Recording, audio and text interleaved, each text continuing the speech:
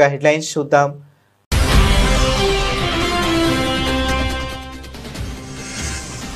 దేశంలో కొన్ని ప్రాంతాల్లో జనాభా మార్పులకు చొరబాట్లే కారణమన్న అమిత్ షా. కొన్ని పార్టీలు చొరబాటుదారులకు ఓటు బ్యాంకుగా వాడుకుంటున్నాయని ఆరోపణ.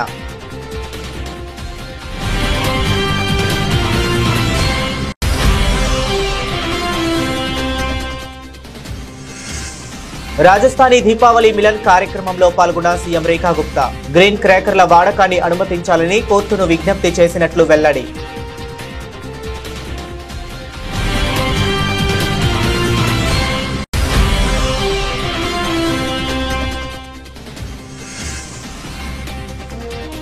ఇందిరాగాంధీ చేసిన పొరపాటు అదే. ఆపరేషన్ బ్లూ స్టార్ పై చిదంబరం సంచలన వ్యాఖ్యలు.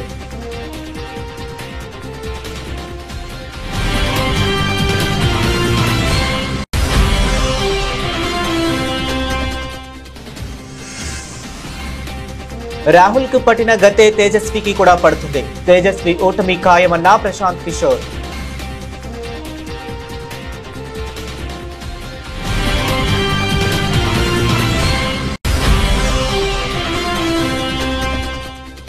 వి hub, AI hub, T square ప్రాజెక్టుల పురోగతిపై సీఎం సమీక్ష. టీ స్క్వేర్ ను అంతర్జాతీయ స్థాయి సంస్థలను ఆకర్షించే ఐకానిక్ బిల్డింగ్ లా నిర్మించాలని ఆదేశం.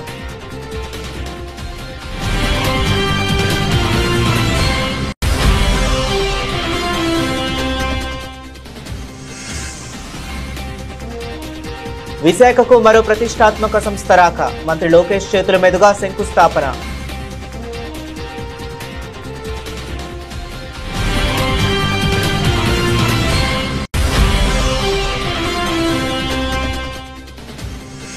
కోయంబత్తూరులో ఎఫ్ఎంఏ ఈ కార్యక్రమానికి అతిథిగా హాజరైన కేటీఆర్. అవకాశాల కోసం ఎదురు చూడకుండా మీరే సృష్టించుకోవాలని యువతకు పిలుపు.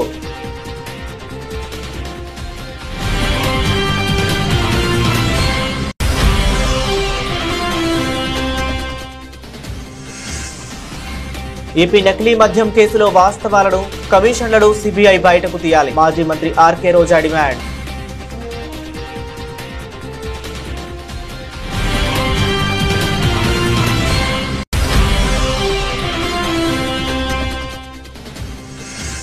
నూట 6 సార్లు సవరించిన రాజ్యాంగం పవిత్ర గ్రంథమిలా అవుతుంది అంటూ నిలదీసిన మాజీ సిబిఐ చీఫ్. హిందువులపై రాజ్యాంగపరంగా వివక్ష ఉందని ఆరోపణ.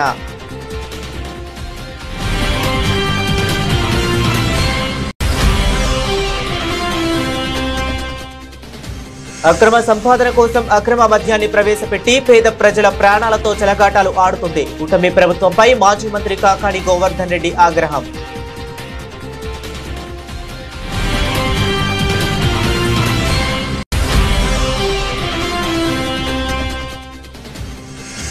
హైప్ పెంచుతున్న మాస్టర్ మహేంద్రన్ వాసుదేవ సుతం టీజర్. వైకుంఠ్ బోన్ డైరెక్టర్ చేస్తున్న సినిమా టీజర్ ను లాంచ్ చేసిన టాలీవుడ్ యాక్టర్ సత్యదేవ్.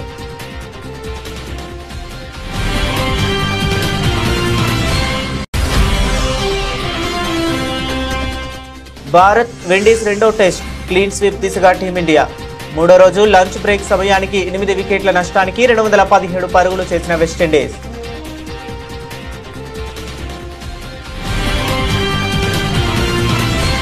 ఇక డీటెయిల్స్ చూస్తే, దేశంలోని కొన్ని ప్రాంతాలలో ముస్లిం జనాభా అసాధారణంగా పెరగటానికి అక్రమ చొరబాట్లే ప్రధాన కారణమని కేంద్ర హోంశాఖ మంత్రి అమిత్ షా సంచలన వ్యాఖ్యలు చేశారు. ఇది Netaji Subhash place metro station సమీపంలోని డీడీఏ గ్రౌండ్ లో జరిగిన రాజస్థానీ దీపావళి మిలన్ కార్యక్రమంలో సీఎం రేఖా గుప్తా పాల్గొన్నారు. ఈ సందర్భంగా సీఎం రేఖా గుప్తా మాట్లాడుతూ పటాకుల వాడకాన్ని పూర్తిగా నిషేధిస్తూ కోర్టు ఉత్తర్వులు జారీ చేసిందని, తాము కోర్టును ఆశ్రయించి పరిమిత కాల పరిమితిలోపు గ్రీన్ క్రాకర్ల వాడకాన్ని అనుమతించాలని అభ్యర్థించామని తెలిపారు. వేలాది మంది హిందువులు మరియు లక్షలాది మంది ప్రజలు జరుపుకునే పండుగ అయినందున కొద్దిపాటి అనుమతి ఇవ్వాలని, పండుగ సంబంధిత కార్యకలాపాలకు అనుమతి ఇవ్వాలని కోర్టును కోరారు. राजस्थान रत्नाकर वर्षों से इसी जगह पर ये दिवाली का भव्य मिलन का कार्यक्रम करता है और बहुत ही आनंद के साथ हमारे इस पूरे क्षेत्र के और आसपास पूरी दिल्ली के लोग यहाँ आते हैं, खूब आनंद उत्सव मनाते हैं। बहनें शॉपिंग करती है, बच्चे झूले झूलते हैं, चाट पकौड़ी होती है और ये लोग अपनी नेतागिरी करते हैं। मतलब लोगों की भाषा में यही बोलते हैं भाई साहब, आप थोड़ी ना करते हैं, आप तो दिवाली मिलन कर रहे हैं। दिवाली मिलन में ये पटका बनाना, ये करना और स्वागत करना, बहन को बुलाना, बहन को पूछना कि चाट पकौड़ी खाओगी ना। मुझे ध्यान है कि जब भी मैं इस मेले में आती थी अक्सर होली का व्रत उसी दिन होता था। इस बार पहले हो गया आपका मेला, नहीं तो होली और राजस्थान रत्नाकर का मेला एक ही दिन होता था और हम कहते थे बस आज ही रखना था भाई साहब। पर बहुत ही आनंद आता है, एक परिवार के जैसा पूरा ये हमारा राजस्थान रत्नाकर का ग्रुप है। वर्षों से आप सब लोग बड़ी शिद्दत के साथ न केवल इस तरह के सांस्कृतिक और पारंपरिक कार्यक्रम करते हैं, बल्कि समाज के लिए अनेकों ऐसे प्रोजेक्ट उठाते हैं जिससे लोगों का भला हो सके, समाज का भला हो सके। मैं सच में आप सभी को बहुत ढेर सारी बधाई देती हूँ, शुभकामनाएं देती हूँ। जो आपने 1984 నాటి ఆపరేషన్ బ్లూ స్టార్ పై కాంగ్రెస్ సీనియర్ నేత కేంద్ర మాజీ మంత్రి పి చిదంబరం సంచలన వ్యాఖ్యలు చేశారు. పంజాబ్లోని స్వర్ణ దేవాలయాన్ని ఉగ్రవాదుల నుంచి విడిపించేందుకు సైన్యాన్ని ఉపయోగించడం ఒక తప్పుడు మార్గం అని ఆయన అభివర్ణించారు. ఆ పొరపాటుకు నాటి ప్రధాని ఇందిరాగాంధీ తన ప్రాణాలతో మూల్యం చెల్లించుకున్నారని వ్యాఖ్యానించారు. కసౌలీలో జరిగిన ఒక సాహిత్య కార్యక్రమంలో పాల్గొన్న చిదంబరం ఈ కీలక వ్యాఖ్యలు చేశారు. సైనిక అధికారుల పట్ల నాకు ఎలాంటి అగౌరవం లేదు, కానీ స్వర్ణ దేవాలయాన్ని స్వాధీనం చేసుకోవటానికి అదే సరైన పద్ధతి కాదు. కొన్నేళ్ల తర్వాత సైన్యాన్ని దూరంగా ఉంచి సరైన పద్ధతిలో ఎలా చేయాలో మేము చూపించాం. బ్లూ స్టార్ ఒక తప్పుడు విధానం. ఆ తప్పు వల్లే ఇందిరాగాంధీ తన జీవితాన్ని కోల్పోయారని నేను అంగీకరిస్తున్నాను అని చిదంబరం స్పష్టం చేశారు. అయితే ఆ నిర్ణయం కేవలం ఇందిరాగాంధీ ఒక్కరిదే కాదని సైన్యం, పోలీసులు, నిఘా వర్గాలు, సివిల్ సర్వీస్ అధికారులందరి సమిష్ట నిర్ణయమని ఆయన వివరించారు. ప్రస్తుత పంజాబ్ పరిస్థితిపై కూడా చిదంబరం స్పందించారు. పంజాబ్లో ఖలిస్తాన్ లేదా ప్రత్యేక దేశం కోసం డిమాండ్లు దాదాపుగా కనుమరుగయ్యాయని ఆయన అభిప్రాయపడ్డారు. ప్రస్తుతం రాష్ట్రం ఎదుర్కొంటున్న అతిపెద్ద ఆర్థిక సమస్య దుస్థితి అని పేర్కొన్నారు. No disrespect to any service officers, military officers here, but that was a wrong way to retrieve the Golden Temple. Few years later, I think 3-4 years later, we showed the right way to retrieve the Golden Temple by keeping out the army. You're talking about Black Thunder, the Yes. second But operation? I think you have... I've delved into that also, but you before... have dealt with very sketchily and in passing. I don't think you did justice to Black Thunder. And No, I was there. I covered every minute of it. but I have, the in fact... book contains only say There's one chapter 2-3 on Punjab, pages. yes. So... There was a way to retrieve and capture all the militants. But the Blue Star was the wrong way. And I agree, Mrs. Gandhi paid with her life for that mistake. But that mistake, And how is... But that mistake was a cumulative decision of the army, the police, the intelligence and the civil service. You can't blame it only on Mrs. Gandhi, would you?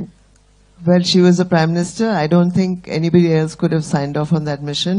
Again, I beg to differ with you, Mr. Chidambaram. 2019లో Congress కంచుకోట అమేథీలో రాహుల్ గాంధీకి ఎదురైన పరాభవం అలాంటిదే రాబోయే Bihar assembly ఎన్నికల్లో RJD నేత తేజస్వి యాదవ్ కు కూడా తప్పదని జన్ సూరజ్ పార్టీ అధినేత ఎన్నికల వ్యూహకర్త ప్రశాంత్ కిషోర్ సంచలన వ్యాఖ్యలు చేశారు.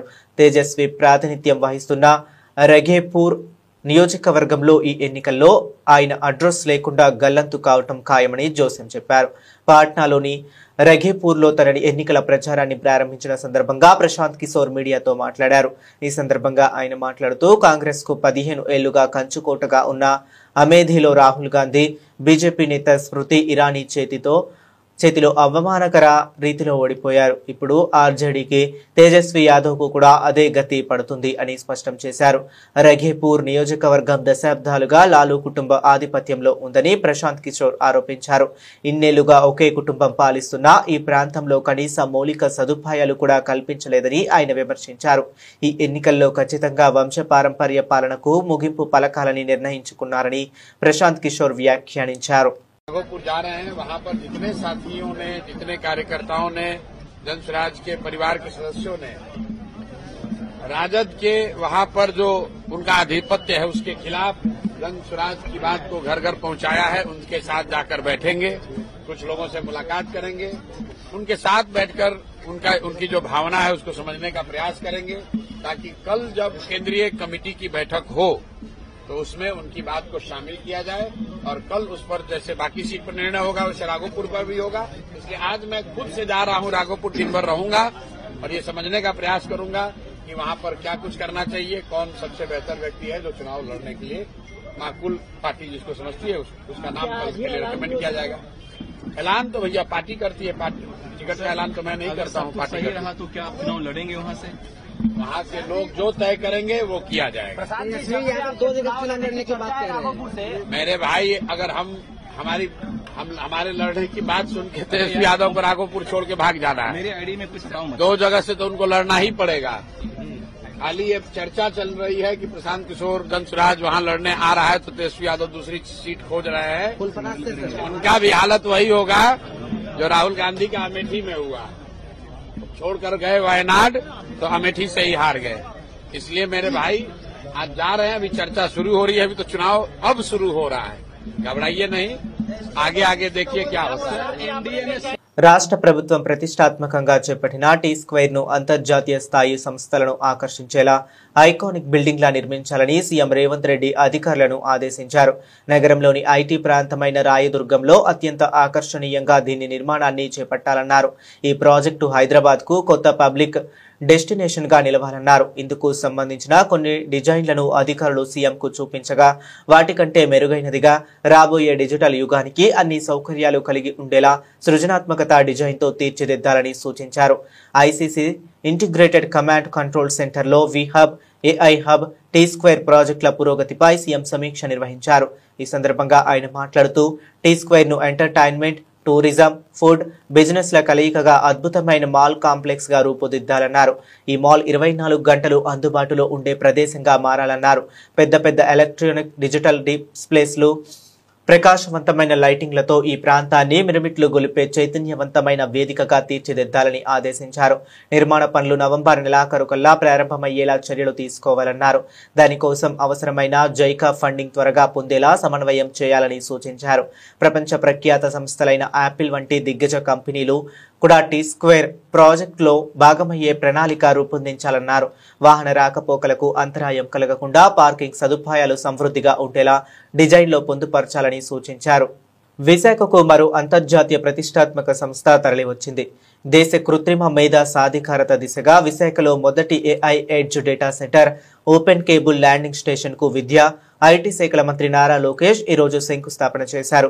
భీమిలి నియోజకవర్గం రుషికొండ, మధురవాడ ఐటీ పార్కులోని హిల్ నెంబర్ 3లో సిఫీ ఇన్ఫినిట్ స్పేసెస్ లిమిటెడ్ ఏర్పాటు చేయబోయే 50 మెగావాట్ల ఏఐ ఆధారిత ఎడ్జ్ డేటా సెంటర్ తో పాటు ఓపెన్ కేబుల్ ల్యాండింగ్ స్టేషన్ కు మంత్రి శంకుస్థాపన చేశారు. వేద మంత్రోచ్చరణల మధ్య ఏఐ ఆధారిత ఎడ్జ్ డేటా సెంటర్ తో పాటు రుషికొండలో ఓపెన్ కేబుల్ ల్యాండింగ్ స్టేషన్ కు మంత్రి శంకుస్థాపన చేశారు. ఈ సందర్భంగా శిలాఫలకాలను ఆవిష్కరించారు. ఏఐ ఆధారిత డేటా సెంటర్ రాకతో భారతదేశ తదుపరి గ్లోబల్ డిజిటల్ గేట్ వేగా విశాఖ రూపుదిద్దుకుంటుందని మంత్రి లోకేష్ పేర్కొన్నారు. సముద్రపు కేబుల్ కనెక్టివిటీ ఏఐ మౌలిక సదుపాయాలను బలోపేతం చేస్తుందని చెప్పారు. ఆ ఫెయిల్యూర్ ఎట్లా నేర్చుకోవాలి, ఎలా విశాఖపట్నాన్ని ఒక జీసీసీ క్యాపిటల్ గా తయారు చేయాలి అని పదే పదే మేము కూడా చర్చిస్తాం జరుగుతుంది. ఇప్పుడు తొలి అడుగు వేసాం, ఇంకా చాలా పనులు ఉన్నాయి. మేము అదే అనుకున్నాం, విశాఖపట్నానికి కనీసం 5 లక్షల ఐటీ ఉద్యోగాలు 5 సంవత్సరాలు తీసుకురావాలని. కానీ ఉద్యోగాలే మాత్రమే కాదు, మొత్తం ఎకో సిస్టమ్ ఏర్పాటు చేయాలి.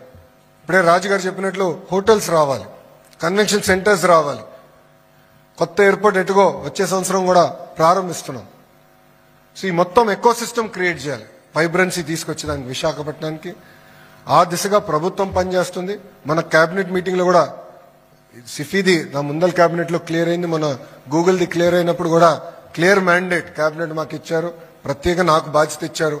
మొత్తం రీజియన్ డెవలప్మెంట్ మీరు ప్లాన్ చేయాలి, eco system hard and soft eco system మీరు ఏర్పాటు చేయాలి. అప్పుడే ఉద్యోగాలు వెతికేవారుగా కాకుండా ఉద్యోగాలు ఇచ్చేవారిగా నేటి యువత ఉండాలని బీఆర్ఎస్ వర్కింగ్ ప్రెసిడెంట్ కేటీఆర్ అన్నారు. కోయంబత్తూరులో జరిగిన 10వ FMAE national student motor sports 2025కి ముఖ్య అతిథిగా హాజరైన ఆయన మాట్లాడుతూ అవకాశాల కోసం ఎదురు చూడకుండా మీరే సృష్టించుకోవాలని పిలుపునిచ్చారు. పెద్ద కలలు కనడం ప్రారంభించిన తర్వాత మీ సొంత సామర్థ్యాన్ని చూసి మీరే ఆశ్చర్యపోతారని ఆయన అన్నారు. ఈ సందర్భంగా తెలంగాణ రాష్ట్ర సాధన ప్రయాణాన్ని కేటీఆర్ గుర్తు చేశారు. ఒకప్పుడు రాష్ట్ర ఏర్పాటు సాధ్యం కాదని చాలా మంది సందేహించారని, అలాంటి రాష్ట్రాన్ని సాధించామని పేర్కొన్నారు. 11 సంవత్సరాల తర్వాత ఎన్నో రంగాల్లో దేశానికి ఆదర్శంగా తెలంగాణ నిలబడిందని వ్యాఖ్యానించారు. తెలంగాణ సాధించిన ప్రగతి విశ్వాసానికి, పట్టుదలకు, దార్శనికతకు నిదర్శనమని అన్నారు. మీరు ఇతరులు అనుకున్న దానికంటే చాలా తెలివైన వారని, బాధ్యత కలిగిన వారని జెన్జెడ్ ను ఉద్దేశించి అన్నారు. భారతదేశాన్ని ముందుకు నడిపించేది మీరేనని వ్యాఖ్యానించారు. One of the proudest achievements during my term as a minister in Telangana was creation of these innovation ecosystems and letting them work in synergy with each other. T-Hub, which is the world's largest technology incubator, nurtures startups and ideas. And T-Works, which is India's largest prototyping facility, allows engineers, allows hobbyists, allows enthusiasts like transform these ideas into that incubation and prototyping be just a heartbeat apart. Let me also share with you that we have the world's largest innovation campus in Hyderabad, Telangana. It just takes you enough and same amount of time to sip a cup of tea for an idea to walk from T-Hub to T-Works. Let me also share with you that I am personally a huge fan of motorsports and motor racing particularly. One of the biggest pushes during my tenure as a minister was to bring Formula E race to India. And I take a great deal of pride in saying that India's very first Formula E race happened in Hyderabad in 2023 on the streets of Hyderabad in February. More than 35,000 people showed up. AP నకిలీ మద్యం కేసులో వాస్తవాలను, కమిషన్లను CBI బయటకు తీయాలని మాజీ మంత్రి RK రోజా demand చేశారు. ఏపీలో ఎన్డీఏ అంటే నారా నకిలీ డిస్టిలరీస్ అమ్మడమే అంటూ ఎద్దేవా చేశారు. నకిలీ మద్యం మీద సమాధానం చెప్పలేక చంద్రబాబు డైవర్షన్ పాలిటిక్స్ చేస్తున్నారని ఆరోపించారు. ఆడవారి పుట్టుకనే చంద్రబాబు అపహాస్యం చేశారు అంటూ ఘాటు విమర్శలు చేశారు. ఈ విషయమై మాజీ మంత్రి ఆర్కే రోజా నగరిలో మీడియాతో మాట్లాడుతూ ప్రజలకు మద్యాన్ని దూరం చేసి ప్రజల ఆరోగ్యాన్ని వైఎస్ జగన్ కాపాడారు. ఏపీలో 43,000 బెల్ట్ షాపులు తొలగించారు. మద్యం దుకాణాలను మూసివేశారు. కానీ టీడీపీ నాయకులు మాత్రం డెకాయిట్లు, బందిపోట్ల కన్నా ఎక్కువగా ప్రజలను దోచుకుంటున్నారని మండిపడ్డారు. ఈ మొలకల చెరువులో బయటపడ్డ కల్తీ మద్యం స్కామ్ చూస్తే ఈ టీడీపీ నాయకులు అనేవాళ్ళు డెకాయిట్ల కన్నా, బందిపోట్ల కన్నా ఎంత ఘోరంగా తయారయ్యారో మనకు అర్థమవుతుంది. ఎందుకంటే జగన్మోహన్ రెడ్డి గారిని కొట్టే దమ్ము లేక ఈవీఎంలను మేనేజ్ చేసుకొని జగన్మోహన్ రెడ్డి గారు ఇస్తున్న మంచి సంక్షేమ పథకాలు ఇవ్వటమే కాకుండా సూపర్ 6 ఇస్తాము, ఇద్దరుంటే ఇద్దరికి, నలుగురుంటే నలుగురికి అని ఏ విధంగా అబద్దాలు చెప్పి అధికారంలోకి వచ్చింది ప్రజలకి మంచి చేయడానికి కాదు, ప్రజల్ని పీల్చి పిప్పి చేయడానికి అనేది ఈ రోజు తెలుగుదేశం పార్టీ వాళ్ళు మరొకసారి నిరూపిస్తున్నారు. నిజంగా ఈరోజు ఈ రాష్ట్ర ప్రజలు తెలుసుకోవాల్సింది ఒక్కటే. ఎందుకంటే చంద్రబాబు నాయుడు అనేవారు ఎప్పటికీ మారడు. ఆ రోజు ఎన్టీఆర్ తీసుకొచ్చిన మంచి మంచి సంక్షేమ పథకాల్ని, మంచి మంచి చారిత్రాత్మకమైన నిర్ణయాల్ని ఎలా తొంగలో దొక్కాడో మీ అందరూ గమనించారు. ఆ తర్వాత రాజశేఖర రెడ్డి గారు తీసుకొచ్చిన సంక్షేమ పథకాలు, చారిత్రాత్మకమైన అనేక నిర్ణయాల్ని ఎలా తుంగలో దొక్కాడో మీరు చూశారు. ఈ రోజు మళ్లీ ఒక్క అవకాశం ఇవ్వమని ఏడ్చి అధికారంలోకి వచ్చిన తర్వాత ఏ విధంగా జగన్మోహన్ రెడ్డి గారు తీసుకొచ్చిన సంక్షేమాన్ని, అభివృద్ధిని ఎలా తుంగలో దొక్కుతూ ఈ రాష్ట్ర ప్రజలకి నరకాన్ని చూపిస్తున్నారో మనం గుర్తు చేసుకోవాలి. ఎందుకంటే ఈరోజు ఈ కూటమి ప్రభుత్వం ఎన్డీఏలో ఉన్నామంటారు. ఎన్డీఏ అంటే నేషనల్ డెమోక్రటిక్ అలయన్స్. మామూలుగా ఎన్డీఏ అంటే నేషనల్ డెమోక్రటిక్ అలయన్స్ అంటారు. కానీ ఆంధ్రప్రదేశ్లో మీరు చూస్తే ఎన్డీఏ అంటే నారా నకిలీ డిస్టిలరీస్ అడ్మినిస్ట్రేషన్, నారా వారి దౌర్భాగ్యపు అడ్మినిస్ట్రేషన్. ప్రజల్ని దోచుకోవడానికి, రాష్ట్రాన్ని దోచుకోవడానికే ఈ నారా వారి కూటమి ఏ విధంగా పనిచేస్తుందో మనం అందరం కూడా ఒకసారి గమనించాలి. ఎందుకంటే ఈరోజు ఈ కల్తీ సారాన్ని తయారు చేసేది ఎవరు, దీన్ని బెల్ట్ షాపులు, బార్లు, పర్మిట్ల రూమ్ ద్వారా ప్రజల వద్దకు చేరుస్తుంది ఎవరు, దీనివల్ల ప్రజల ప్రాణాలు తీస్తుంది ఎవరు అంటే పై నుంచి కింద వరకు మొత్తం తెలుగుదేశం పార్టీకి సంబంధించిన నాయకులు అనేది స్పష్టంగా మనకు ఈరోజు సాక్ష్యాధారాలతో కూడా దొరికిపోయింది. ఎందుకంటే ఈరోజు ఏ జిల్లాలో చూసినా మన మొలకల్ల చెరువు నుంచి చంద్రబాబు నాయుడు గారి ఇంటి వరకు మీరు చూస్తే ఫ్యాక్టరీలు ఏ విధంగా పుట్టుకొచ్చాయి. ప్రభుత్వ సపోర్ట్ లేకుండానే ఫ్యాక్టరీలు పుట్టుకొస్తాయా? ఒక ఫ్యాక్టరీ కట్టాలంటే రాత్రికి రాత్రి కట్టే పరిస్థితి కాదు. భారత రాజ్యాంగం పవిత్ర గ్రంథమేమీ కాదని కేంద్ర దర్యాప్తు సంస్థ సిబిఐ మాజీ డైరెక్టర్ ఎం నాగేశ్వరరావు సంచలన వ్యాఖ్యలు చేశారు.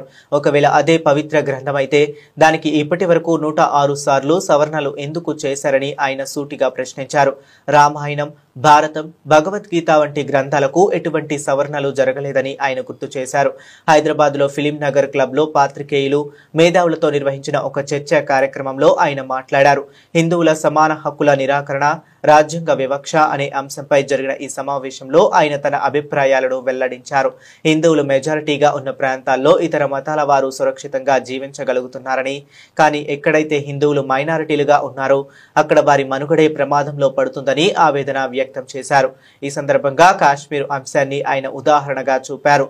లౌకికవాదం గురించి చెప్పే రాజ్యాంగం కాశ్మీరులో హిందువులపై జరిగిన మారణ హోమాన్ని ఎందుకు ఆపలేకపోయిందని ఆయన నిలదీశారు. హిందువులకు సమాన మతాలు ఉన్నాయి. మొట్టమొదటి విషయం. అయితే అధికరణం అంటే ఇంగ్లీష్ లో article. Constitution has article, it has 395 articles and later on చాలా ఆర్టికల్స్ కూడా యాడ్ చేయడం. మొట్టమొదటి అది 1950లో అది 8 షెడ్యూల్స్ కూడా 9 ఆర్టికల్స్ తోని రాజ్యాంగం తయారు చేశారు. మనకి ఇక్కడ విషయం ఏంటంటే మా సమాన మత హక్కుల గురించి మాట్లాడినప్పుడు అధికరణం 21. అందులో ఈ తెలుగులో ప్రభుత్వం ఈ మధ్యన కేంద్ర ప్రభుత్వం అన్ని రాజ్యాంగాన్ని అన్ని భాషలకు అనువదించింది. కానీ అది మీరు చూస్తే మీకు అదే కాదు. తెలుగు భాష అంత దరిద్రంగా ఉందన్న అది అనుకరణ చేశారు కానీ దాన్ని అనువదించలేదు. ఇట్లా ప్రతి భాషలో కూడా ఇలానే ఉంటుంది. కాబట్టి ఇంగ్లీష్ చూస్తే అర్థమవుతుందేమో చూడండి. సో ఈ చెప్పేది ఏంటంటే ప్రతి వాడికి ఈ దేశంలో right to profess, practice and propagate religion అంటే ఆచరించడానికి, తర్వాత ప్రచారం చేసుకోవడానికి, మన మత ప్రచారము మత ఆచరణ చేసుకోవడానికి హక్కులు ఇవ్వబడుతున్నాయి అని ఆర్టికల్ 25 చెప్తుంది. 25. అయితే ఇందులో 3 భాగాలు ఉన్నాయి. మీరు అక్కడ చూస్తే ప్రొఫెస్, ప్రాక్టీస్ అండ్ ప్రొపగేట్. ఈ 3 విషయాల మీద నేను కొంచెం విశ్లేషిస్తాను. ఫస్ట్ ఇస్ ప్రొఫెస్ అంటే హిందువులుగా జీవించే హక్కు ఉందా? ఈ భారతదేశంలో హిందువులుగా జీవించే హక్కు ఉందా లేదా? ఎక్కడైతే హిందువులు అధిక సంఖ్యాకులుగా ఉంటారో, మెజారిటీగా ఉంటారో అక్కడ సమస్య లేదు. కానీ సమస్య ఎక్కడ వస్తుంది? ఎక్కడైతే హిందువులు అల్పసంఖ్యాకులు అవుతారో, ఎక్కడైతే హిందువులు మైనారిటీలు అవుతారో అక్కడ ఉందా లేదా అనేది that is a litmus test. ఇప్పుడు మనం ఉదాహరణకి హిందువులు మెజారిటీ ఉన్న దగ్గర క్రిస్టియన్లు ఉండగలుగుతున్నారా, ముస్లింలు ఉండగలుగుతున్నారా అనేది లిట్మస్ టెస్ట్. అలాగే ముస్లింలు అధిక మెజారిటీగా ఉన్న దగ్గర, లేకపోతే క్రైస్తవులు మెజారిటీగా ఉన్న దగ్గర హిందువులు ఉండగలుగుతున్నారా అనేది కూడా లిట్మస్ టెస్ట్. సో ఈ టెస్ట్ ప్రకారం కాశ్మీర్ లో మనకి స్వాతంత్రం వచ్చినప్పుడు కాశ్మీర్ లో 21% హిందువులు ఉన్నారు. అంటే కాశ్మీర్ వ్యాలీ. ఈనాడు 21 మంది కూడా లేరు. ఇప్పుడు ఒక్కడు కూడా లేరు.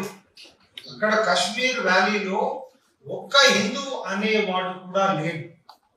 1990 ఆ తర్వాత మళ్ళీ కొన్ని రెండో ఫేజ్ లో మొత్తము హిందువులందరినీ తరిమేశారు. మారణ హోమం లాగా జరిగింది. అక్రమ సంపాదన కోసం అక్రమ మద్యాన్ని ప్రవేశపెట్టి పేద ప్రజల ప్రాణాలతో చంద్రబాబు కూటమి ప్రభుత్వం చెలగాటాలు ఆడుతుందని మాజీ మంత్రి కాకాని గోవర్ధన్ రెడ్డి విమర్శించారు. ఈ విషయమై ఆయన మీడియాతో మాట్లాడుతూ టెక్నాలజీ అనుభవం అని చెప్పే సీఎం చంద్రబాబు జిల్లాలోని నకిలీ మద్యం ఫ్యాక్టరీలు బయటపడ్డాయని దుయ్యబట్టారు. చెలగాటమాడడం, ఒక పక్క వేల కోట్ల రూపాయల దోపిడీకి పాల్పడడం, అంటే మీ అక్రమ సంపాదన కోసం అక్రమ మద్యాన్ని ప్రవేశపెట్టి పేదల ప్రజలతో చెలగాటమాడేటువంటి హక్కు ఈ ప్రభుత్వానికి ఎవరిచ్చారనేటువంటిది ఈ సందర్భంగా మేము ప్రశ్నిస్తున్నాం. ఎందుకంటే ఎక్కడంటే అక్కడ ఒక కుటీర పరిశ్రమలాగా నకిలీ ఈ ఫ్యాక్టరీలు ఏర్పాటు చేసి మొత్తం ప్రజలకు సంబంధించినటువంటి ప్రాణాలు హరించేస్తున్నా దాన్ని పట్టించుకోకుండా ప్రజలు ఒక పక్క చనిపోతున్నా, కుటుంబాలు గోడుగోడుమంటున్నా, ఈరోజు మా కోట్లాది రూపాయల సంపాదనే మాకు ముఖ్యం ఉన్నట్టుగా ఈ మాఫియా వ్యవహరిస్తున్నటువంటి తీరు అత్యంత దారుణమైనటువంటి పరిస్థితి. ఇది ఎక్కడో జరగలేదు, మారుమూల ప్రాంతంలోనో ఎక్కడో జరగలేదు.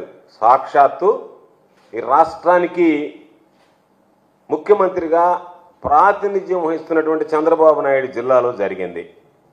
చంద్రబాబు నాయుడు గారు ఏం చెప్తాడు? ఎక్కడ చీమ చిటుక్కుమన్నా, ఆంధ్ర రాష్ట్రం వదిలేయండి, ఈ భారతదేశంలో ఎక్కడ చీమ చిటుక్కుమన్నా సరే నా చెవిలో వినిపిస్తుంది అని చెప్తాడు. అంత టెక్నాలజీ ఉన్నటువంటి వాడు, అంత విజనరీ ఉన్నటువంటి వాడు, అంత అనుభవం ఉన్నటువంటి వాడు సొంత జిల్లాలో, చిత్తూరు జిల్లాలో తంబళ్లపల్లి నియోజకవర్గం మొలకలపల్లి దగ్గర మొలకల చెరువులో ఈ దారుణమైనటువంటి మాఫియా బరి తెగించి అక్కడ మొత్తం అనేక రకాలైనటువంటి నకిలీ మద్యాలు తయారు చేస్తుంటే ఏమాత్రం పట్టించుకోకుండా ఈరోజు ఆ భాగవతం బయటపడిన తర్వాత దీనిని ఒక్కొక్కటిగా ఈరోజు ఒకసారి చూస్తే మొదట తంబళ్లపల్లిలో ఒక ఫ్యాక్టరీ బయటపడింది, నకిలీ ఫ్యాక్టరీ. ఆ తర్వాత చూస్తే బెజవాడలో కొన్ని దగ్గరలా వాళ్ళ రైడ్లలో ఎక్సైజ్ శాఖకు సంబంధించినటువంటి రైడ్లు వెలుగు చూశాయి. వీటన్నిటిని ఒకసారి పేర్చి చూస్తే ఈ మాఫియా ఎంత విస్తరించింది, రాష్ట్ర వ్యాప్తంగా విస్తరించడంతో పాటు పొరుగున ఉన్నటువంటి రాష్ట్రాల్లో కూడా ఏ విధంగా వ్యాప్తి చెందింది అనేటువంటిది ఈరోజు మనం చూస్తే సరిపోతుంది. దేవి సినిమాతో చైల్డ్ యాక్టర్ గా సూపర్ క్రేజ్ సంపాదించుకున్నారు మాస్టర్ మహేంద్రన్. ఈ టాలెంటెడ్ యాక్టర్ హీరోగా నటిస్తున్న చిత్రం వసుదేవసుతం వైకుంఠ బోను డైరెక్టర్ చేస్తున్నారు. టాలీవుడ్ యాక్టర్ సత్యదేవ్ ఈ మూవీ టీజర్ ను లాంచ్ చేశాడు. ఈ కథ ధర్మానికి అడ్డొస్తే మేనమామ అయిన, లక్షల బంధుగణమైన, ఎదురుగా కోట్ల సాయుధులే ఉన్న, ధర్మహింస తదైవచ అన్న శ్రీకృష్ణుడిచే కాదు, ధర్మాన్ని కాపాడేందుకు ఎంతటి మారణ హోమానికైనా ఎదురెళ్లే యువకుడిది అంటూ సాగుతున్న డైలాగ్ సినిమాపై క్యూరియాసిటీ పెంచుతున్నాయి. గుడి, గుప్తనిధి చుట్టూ తిరిగే సస్పెన్స్ ఎలిమెంట్స్ తో సినిమా సాగుతున్నట్టు టీజర్ తో హింట్ ఇచ్చేశాడు డైరెక్టర్. ఈ చిత్రంలో రాజీవ్ కనకాల, జాన్ విజయ్, మీమ్ గోపి, తులసి, టార్జన్, రామరాజు, భద్రం, జబర్దస్త్ రాంప్రసాద్, శివనారాయణ, దువ్వాసి మోహన్, సమిత బజాజ్, అంబికావాణి కీలక పాత్రలో నటిస్తున్నారు. మెలోడీ బ్రహ్మ మణిశర్మ మ్యూజిక్, బ్యాక్గ్రౌండ్ స్కోర్ సినిమాకు స్పెషల్ అట్రాక్షన్ గా నిలుస్తున్నట్లు టీజర్ ద్వారా తెలిసిపోతుంది. ఈ మూవీ రిలీజ్ డేట్ పై త్వరలోనే క్లారిటీ ఇవ్వనున్నారు మేకర్స్. ఈ చిత్రాన్ని రెయిన్బో సినిమాస్ బ్యానర్ పై ధనలక్ష్మి బాదర్లా నిర్మిస్తున్నారు. వెస్టిండీస్ తో జరుగుతున్న రెండో టెస్ట్ లో భారత జట్టు క్లీన్ స్వీప్ దిశగా ముందుకెళ్తుంది. మూడో రోజు లంచ్ బ్రేక్ సమయానికి విండీస్ 8 వికెట్ల నష్టానికి 217 పరుగులు చేసి భారత్ కంటే 301 పరుగులు వెనకబడి ఉంది. ఓవర్ నైట్ స్కోరు 140/4 తో మూడో రోజు ఆట ప్రారంభించిన కరేబియన్ జట్టుకు తొలుత కుల్దీప్ యాదవ్ షాక్ ఇచ్చాడు. తొలి సెషన్లో విండీస్ కోల్పోయిన 4 వికెట్లలో 3ని కుల్దీప్ కైవసం చేసుకున్నాడు. సిరాజ్ కు 1 వికెట్ దక్కింది. రెండో రోజు నిప్పులు చెరిగిన రవీంద్ర జడేజా బౌలింగ్ ను ఈ రోజు వెస్టిండీస్ బ్యాటర్లు ఆచితూచి ఆడారు. అయితే కుల్దీప్ మాత్రం చకచకా వికెట్లు పడగొట్టి ప్రత్యర్థి బ్యాటింగ్ కు ఆర్డర్ ను కుప్పకూల్చాడు. షాయ్ హూప్ 36 వికెట్ తో బోనీ కొట్టిన కుల్దీప్ ఆ వెంటనే టెవిక్ ఇమ్రాన్ 21, జస్టిన్ గ్రీవ్స్ 17ను బోల్తా కొట్టించాడు. ఇక వారికన్ 1ను సిరాజ్ క్లీన్ బౌల్డ్ చేశాడు. ప్రస్తుతం ఖరీఫ్ యార్రీ 19, అండర్సన్, ఫిలిప్ 19 క్రీజులో ఉన్నారు. అంతకుముందు భారత్ తన తొలి ఇన్నింగ్స్ ను 518/5 వద్ద డిక్లేర్ చేసింది. బులెటిన్ ముగించే ముందు మరొకసారి హెడ్లైన్స్ చూద్దాం.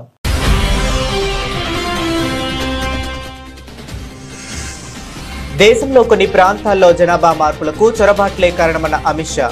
కొన్ని పార్టీలు చొరబాటుదారులకు ఓటు బ్యాంకుగా వాడుకుంటున్నాయని ఆరోపణ.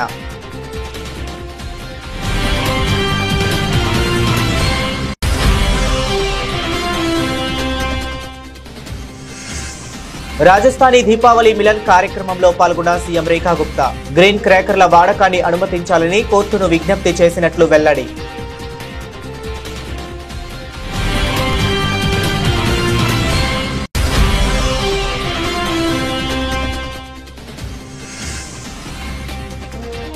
ఇందిరాగాంధీ చేసిన పొరపాటు అదే. ఆపరేషన్ బ్లూ స్టార్ పై చిదంబరం సంచలన వ్యాఖ్యలు.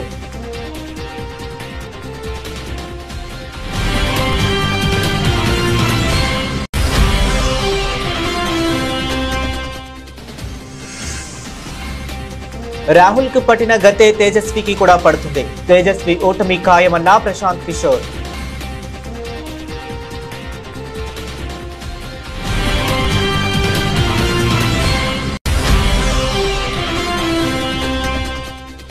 వి hub, AI hub, T square ప్రాజెక్టుల పురోగతిపై సీఎం సమీక్ష. టీ స్క్వేర్ ను అంతర్జాతీయ స్థాయి సంస్థలను ఆకర్షించే ఐకానిక్ బిల్డింగ్ లా నిర్మించాలని ఆదేశం.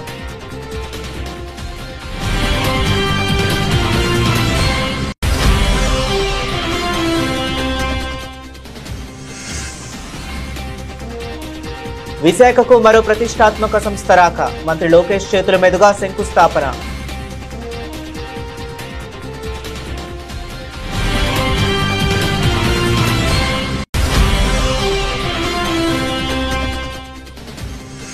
కోయంబత్తూరులో ఎఫ్ఎంఏ ఈ కార్యక్రమానికి అతిథిగా హాజరైన కేటీఆర్ అవకాశాల కోసం ఎదురు చూడకుండా మీరే సృష్టించుకోవాలని యువతకు పిలుపు.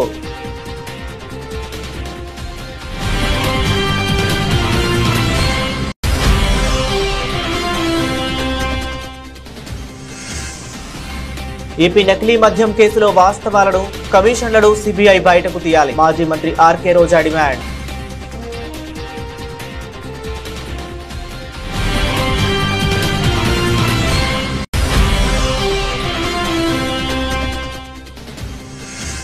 నూట 6 సార్లు సవరించిన రాజ్యాంగం పవిత్ర గ్రంథమిలా అవుతుంది అంటూ నిలదీసిన మాజీ సిబిఐ చీఫ్. హిందువులపై రాజ్యాంగపరంగా వివక్ష ఉందని ఆరోపణ.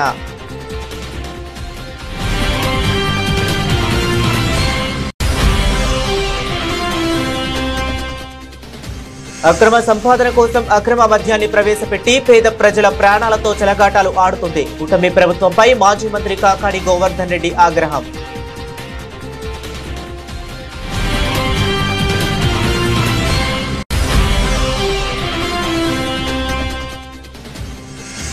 హైప్ పెంచుతున్న మాస్టర్ మహేంద్రన్ వాసుదేవ సుతం టీజర్. వైకుంఠ్ బోన్ డైరెక్టర్ చేస్తున్న సినిమా టీజర్ ను లాంచ్ చేసిన టాలీవుడ్ యాక్టర్ సత్యదేవ్.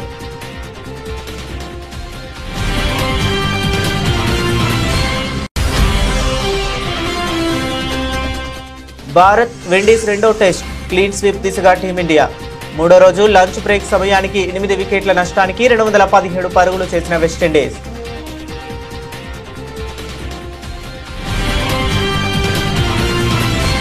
ఇవి ఇప్పటి వరకు ఉన్న అప్డేట్స్. మరిన్ని అప్డేట్స్ కోసం కీప్ వాచింగ్.